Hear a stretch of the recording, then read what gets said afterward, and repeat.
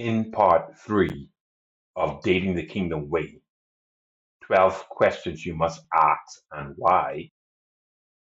One of the things I want to do right here as we go into these questions, Wifey, is I want to give a disclaimer as a guy, Okay. okay?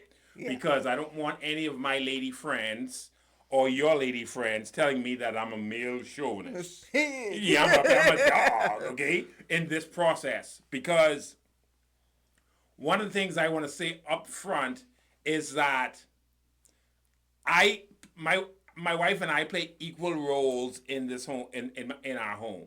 And yeah, I may be the final decision maker. She has an equal decision making in our household.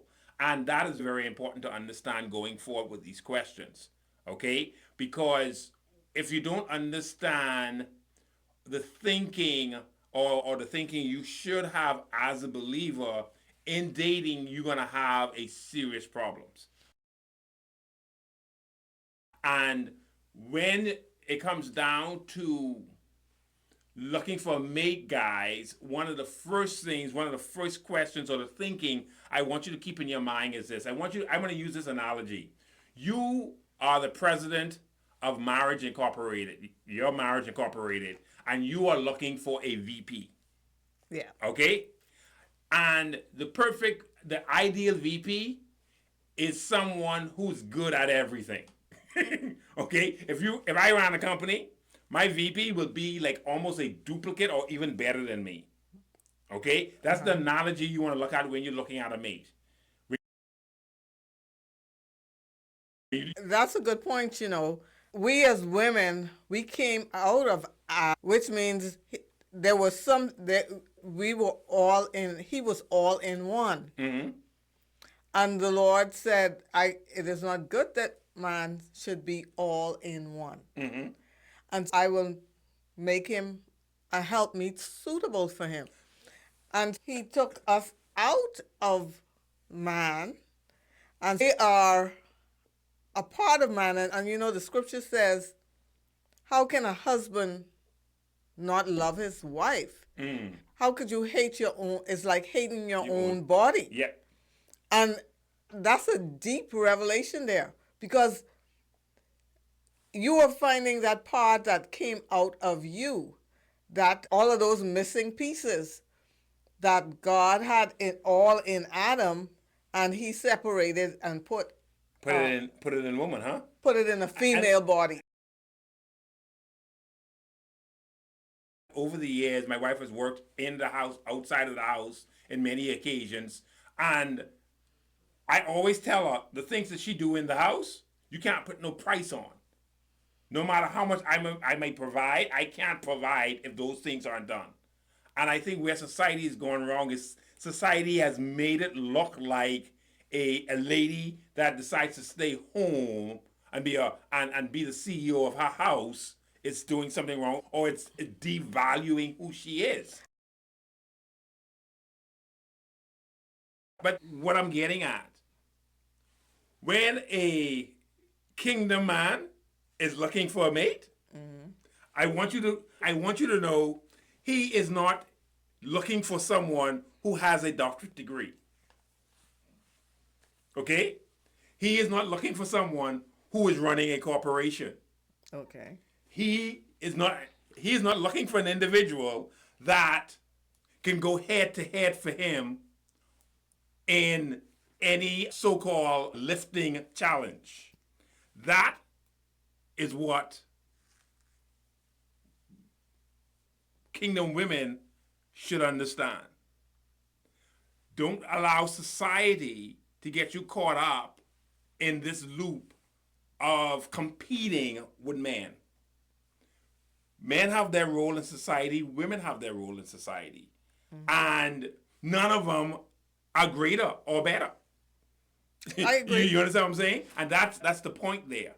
We can't get caught up in what society says should happen or how it should look. So, in essence, you're saying that our our abilities, our giftings, our purpose is where we should focus our attention, and not allow ourselves to be pulled off into areas that we're not gifted in.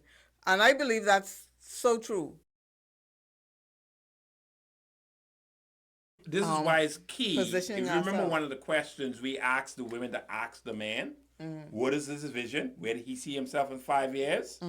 A man that knows where he's going, when he sits with you on this date, asking you about you, what you like, what you don't like, where you see yourself, that type of stuff, he meshes his vision with what you want to do.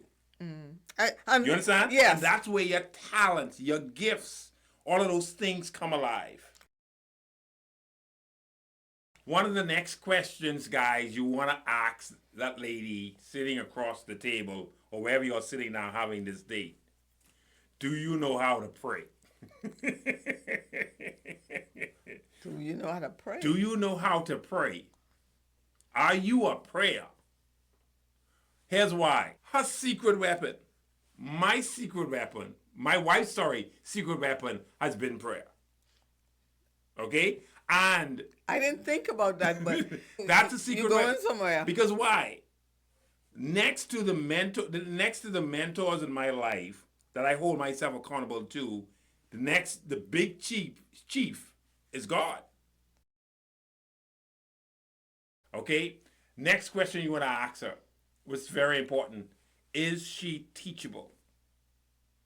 Do you want to ask her if she's teachable, or do you want to observe and see whether she's teachable? You want to find a very crafty way of saying that, because it's hard to say, are you teachable? And people say, yeah. And that's why you want to find out if she's teachable. Anything that she lacks, you are responsible to help her find, help her learn it. I help her develop it as a covering, as a husband, as a leader. You should be open and willing and ready to help her develop. Yes, it is quite a hot topic, and I believe that we're going to have some really good insight. And more than anything, I believe the Lord is going to reveal we're going to break up some strongholds and religious thinking and bring about some truth. And it's like, okay, God, I've given you my quota, my quota of time for the week. I am about my own business. See you later. See you next week. Is Christianity a mere set of religious rituals and doctrines, or does it encompass something deeper? A kingdom with its own laws, principles, values, culture, and dynamic. I'm thrilled to have you join us today as we dive into a topic that sparks curiosity and contemplation. And that one question right there, that one question, if you can answer that question early on, you know exactly what you're dealing with. How teachable is she? Is she a know-it-all? I know she's smart, and that's one of the next questions I would ask too. That's one of the next things you want to find out. So much ask. I always tell the guys, find the smartest godly lady you meet and put a ring on her finger. Why? Because women are, one, naturally smart, but two, if you're like me that have big visions and big goals and big dreams, I need someone smart. I need someone smarter than me. Okay? I need someone smarter than me that can work through those complicated things or bring some order to disorder in our life. When it comes down to, it's simple as kids. When it comes down to homework, you should send homework to me because my son is doing some math right now. I think it must have come from Mars. I don't know where they get that math from. He gone to his mother and bumped math done. I'm like, okay, good thing I married a smart lady. But guys, hint, hint, you're looking for a smart lady. Don't worry about the glitz and the glamour. You're looking for someone that got some brains. And sometimes, I know people say, well, everybody ain't smart, but make sure she's intelligent. You realize there's some people who are not book smart, but they're very intelligent? Yeah, and I was going to say that smarts and intelligence doesn't mean college degree education.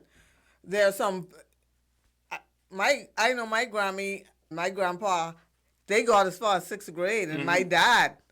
But you don't want to find no one smarter, more business savvy. They learned they're wise. And ladies, it's not as much about getting a degree or going to college, or even if you weren't the top of your class. Some of some of my classmates that weren't A students are doing far better than the A students Definitely. that were in the class. And we always say C students work for A students work for C students. A and B students Work for the government. So it's not about book smarts. It's about intelligence and wisdom and being able to. The sharpest one you find, guys. Lock her down. Okay? Okay, next question. Next question. Is she involved with the ministry that she's a part of? Okay? And let me tell you why that's very important.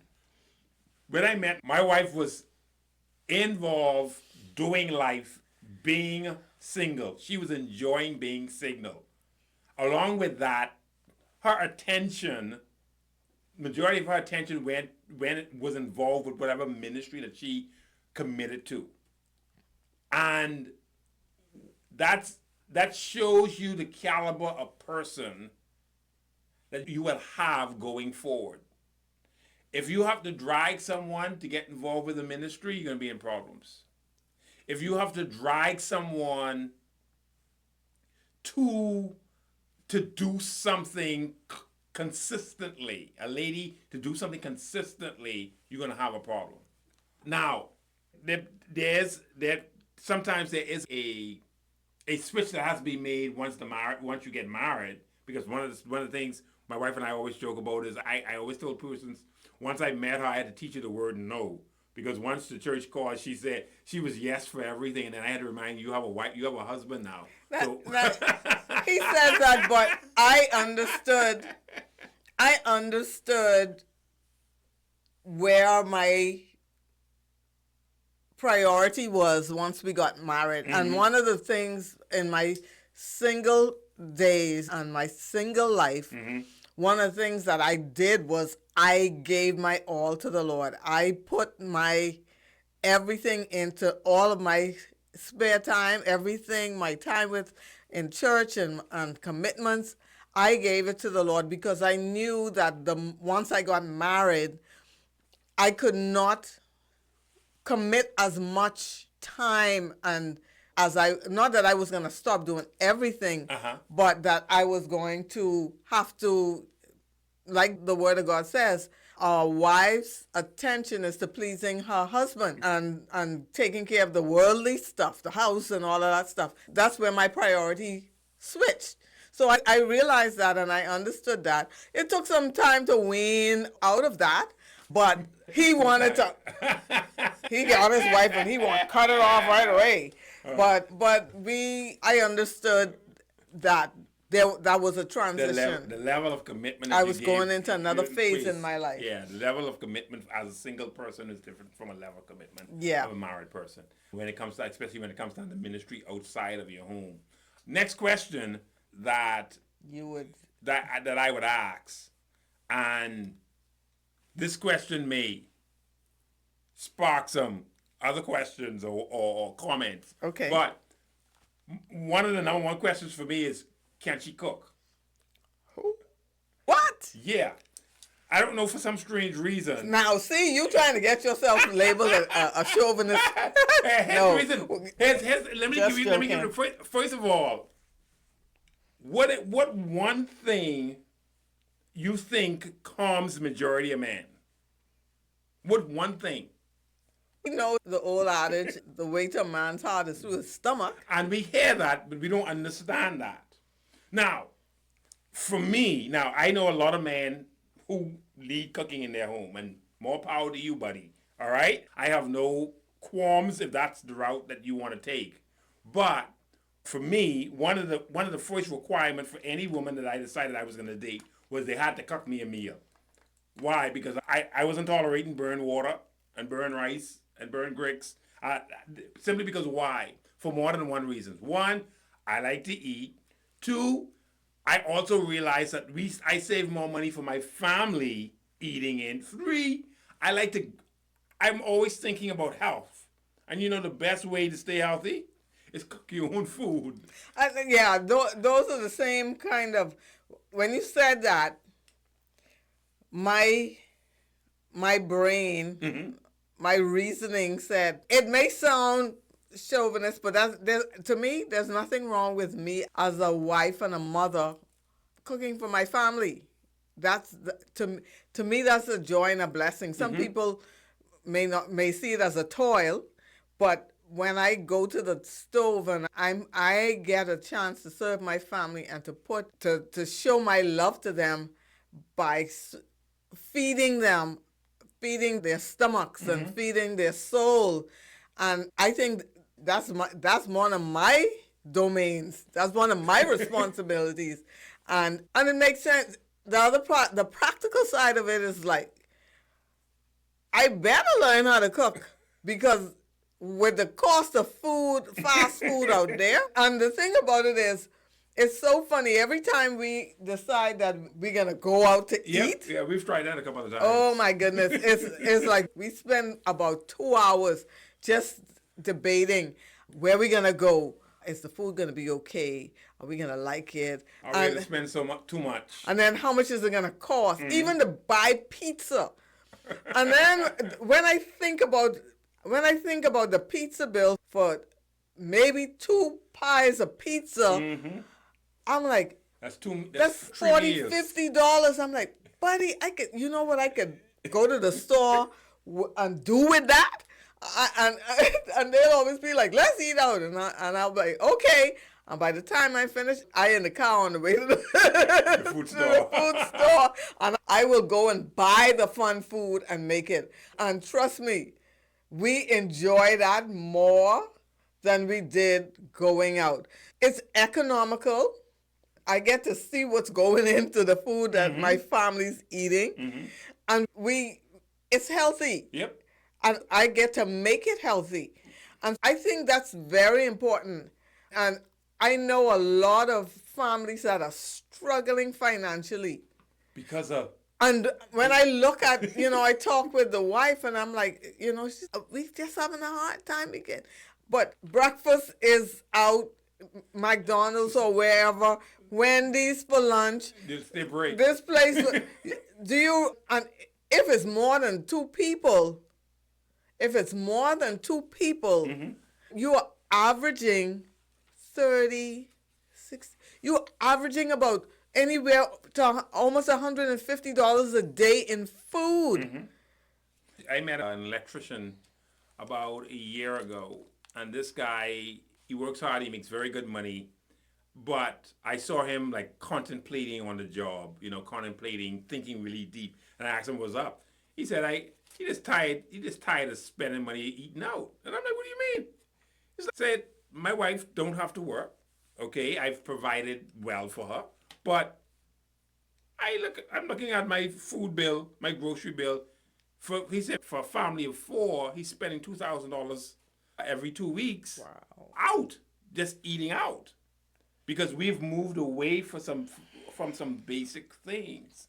And we're going to talk a lot more about that in our episodes when we start talking about finances.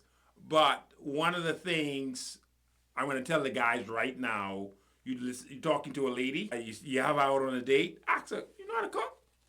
And if she can't cook, one of your days should be a cooking class. Or better yet, where the two of you go, and they have these awesome dates. Yeah, but not just that, but here's the thing. Remember I asked if you teachable? Every guy got a mother, a grandmother, or an aunt that can teach. Good bonding relationship time. Because, listen here, a man's stomach, many men have gone astray because of a meal. Many men. So true. I even though I knew how to cook, I spend a lot of time whenever I'm with my mother-in-law, it is a delight for me to get in the kitchen and cook and let her orchestrate the kitchen. Some of you women, you ain't willing to, you don't want to give up your domain of your kitchen. But for me, I count it a privilege to be in the kitchen with her and learning from her, learning different things that the way she does stuff, and we have our little tips.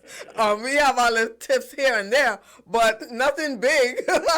But I remember some. I remember some. Getting a laugh. Yeah, because I remember some stuff we was doing, and I want to put in something, and she want to put in something. I'm like, I don't think we should put that in, and so we have all it. But at the end of the day, whatever we cook, they eat it, they gobble it up, and it's good. But Okay. it's a bonding opportunity. So that question, make sure. Okay, next question you have to ask, especially nowadays in today's world. Do you have kids? Okay, and what is the status of those kids' father in their life? That's very important for you to understand. It's very important. Want you to know that if you are marrying a lady who have kids, you're marrying her kids. You're literally adopting her kids.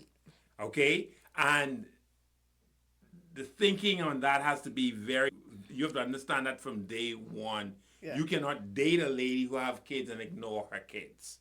Okay. Yep. You should make sure you set the record straight. Make sure that the father of those kids are no longer a part of her life from romantically. But once that is set, one of the things you want to remember is as soon as you take her on, you take on her kids and her responsibility towards those kids.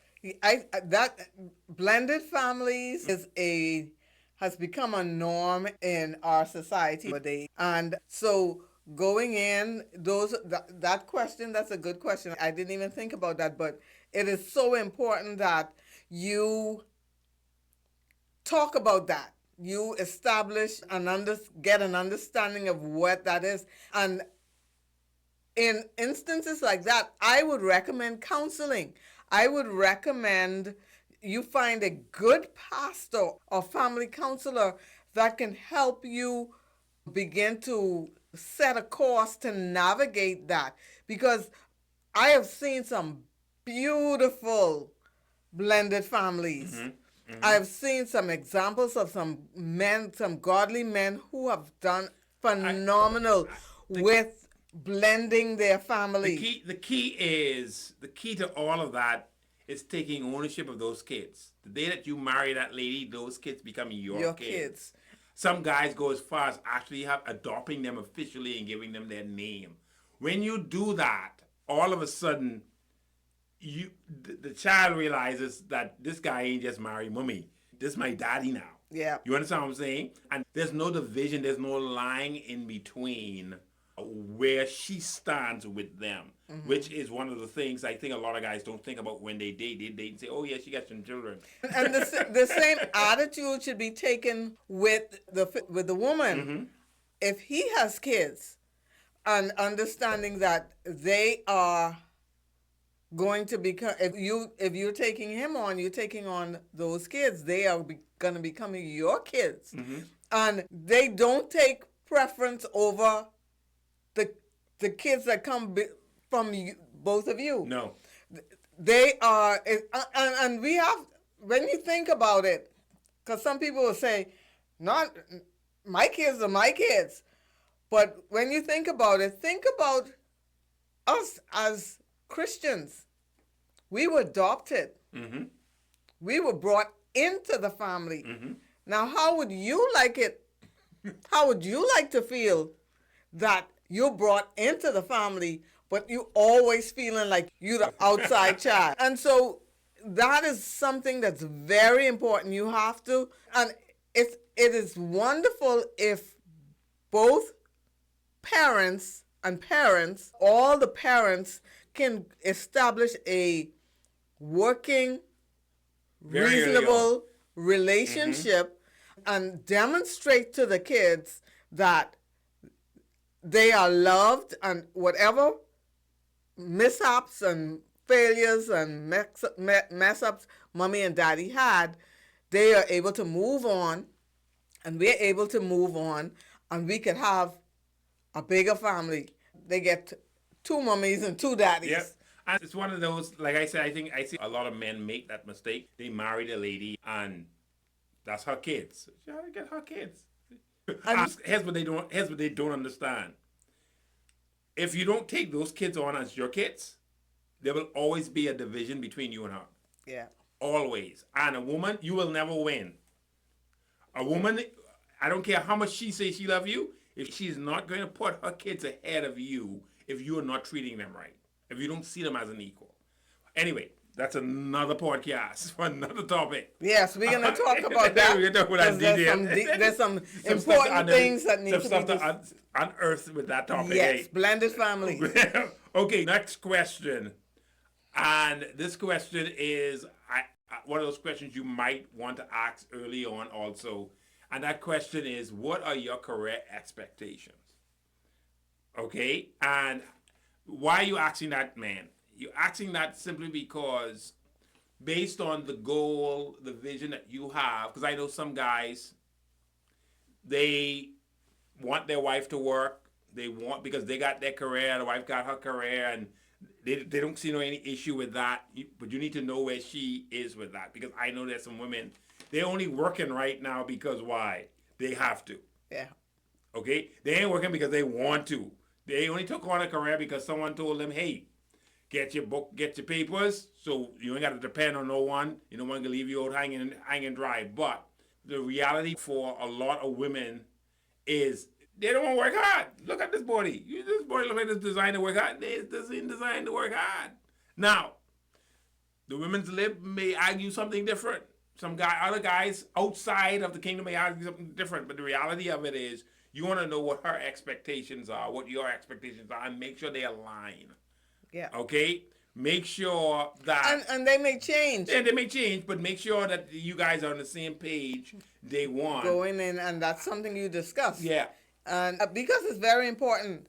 And I knew I loved my career. I always wanted to do business. I studied hard. I went to school. When he met me in business, I was about to open my coffee house and move forward with that. And I always said, being single, I said, I want my husband to meet me in the trenches, in the run, doing life, doing business. And I prayed that I would have a husband who was business minded, who was ambitious and wanted to, conquer the world and do business and expand and stuff. But I also saw myself raising my kids and my kids being around me under my table. So I knew that I wanted to own my own business and be in business because I wanted to have a setting where my kids were there, where I could reach out to them and rear them and train them. And I knew that would mean I wouldn't be working all the time in a job. Mm-hmm. And those were things that we discussed when we met. And that worked out well, huh? Worked out well. Because, again, you asked the question early on. What it is you want to do, what it is you see, where you see yourself. You ask these questions, and one of the things I don't want you to take for granted while doing this particular topic with this particular podcast is the simplicity of asking the right questions. And here's the thing, you should be asking these questions before you give your heart to somebody. Don't go finding someone, you meet them, and fall in love first. Because if do not pace yourself, mm-hmm. because it's very hard to backpedal once your heart has already gotten involved, and it's hard to break loose. I have had experiences in dating where I was all mushy, but I think I had a little bit of grace or somebody praying for me in that in the relationship, I still had enough sense to pull back on at times and check with the Lord. Mm-hmm. Check with the Lord.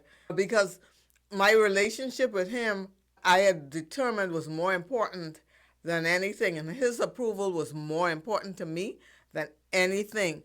And I had to the guy we weren't the right match. But we had started to, nothing sexual, but our heart, I had already started to like him, and ooh, and you know, this guy, romance and affection, that's a natural part of our makeup. And God placed that there for a reason. And that's why I see in Mama those days, they used to stay in the court and Yeah. stay in the room when you're courting. Yeah. Why? Because even if you sitting on the other side of the couch, your heart, your body, and everything is just floating over there, and all, you know, all sense of restraint and common sense just fly out the window. Common sense goes out of the window. And yes, it's so important that you establish an understanding. Spend time talking when you're going on these dates. You gonna have many times to hold hand and cuddle and look in each other's eyes and stuff. Ask the serious and hard questions first. Day one. Day two. And establish where is this the person that I want to move forward with and spend the rest of my life with? Are we a good match? You may not be bad people, but you may just not be going in the right direction. Right. And it's better to part ways as friends before the marriage than to end up in the courts or in a miserable marriage with regrets. Yep. So I encourage you. It's just smart. It just makes sense. Save yourself a lot of heartache. Until next week, the kingdom of heaven is here.